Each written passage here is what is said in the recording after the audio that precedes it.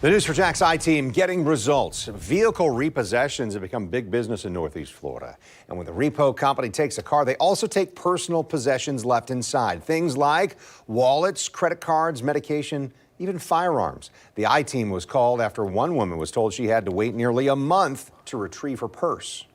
My purse contains my driver license, it contains my birth certificate, my children's birth certificates, social security cards, the health insurance information. I-Team reporter Eric Avanier joining us now to explain what happened and how the situation was resolved. Eric.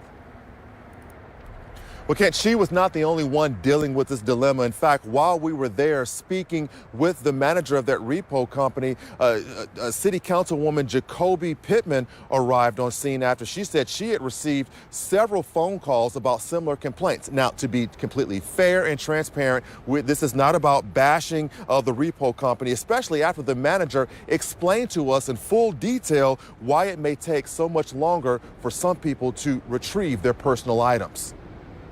Angela Ingram says she was at the Town Center Mall when she realized her SUV was no longer where she parked it. Then she found out it was repossessed. Specialized Towing was the company that took it. While she disputes the reason why the SUV was repossessed, she was even more concerned about her personal possessions that were still inside the vehicle.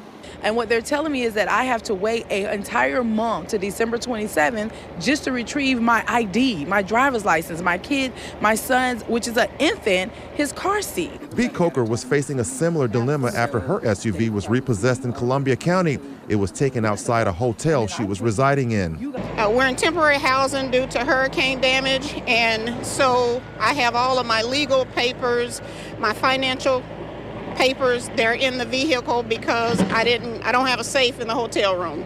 She also had a handgun and a pellet shotgun in the SUV, and like Ingram, her appointment to retrieve her personal belongings wasn't until late December.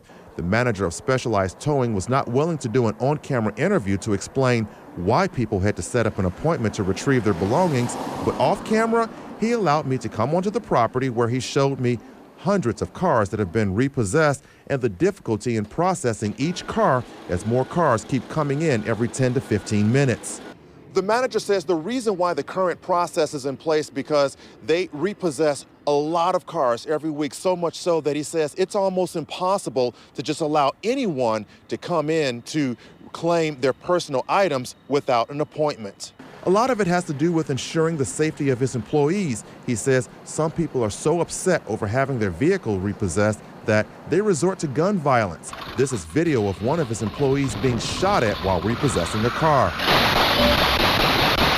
While the manager was showing me this video, City Councilwoman Jacoby Pittman arrived to talk with the manager after receiving multiple phone calls from different people with similar complaints.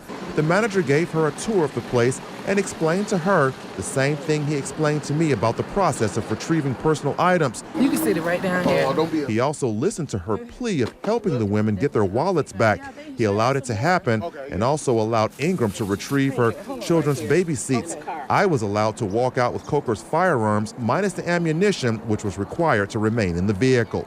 Thank you. The manager says he does not normally allow this to happen before an appointment, and he encourages folks to call the number that's posted on the sign out front. The number prompts you to instructions on how to set up an appointment to retrieve personal items. Appointments run every 15 minutes, and if it's scheduled weeks out, the manager says that's indicative of how busy they are dealing with more vehicles that keep coming in. He also warns that he can't have unruly people showing up here and threatening his employees.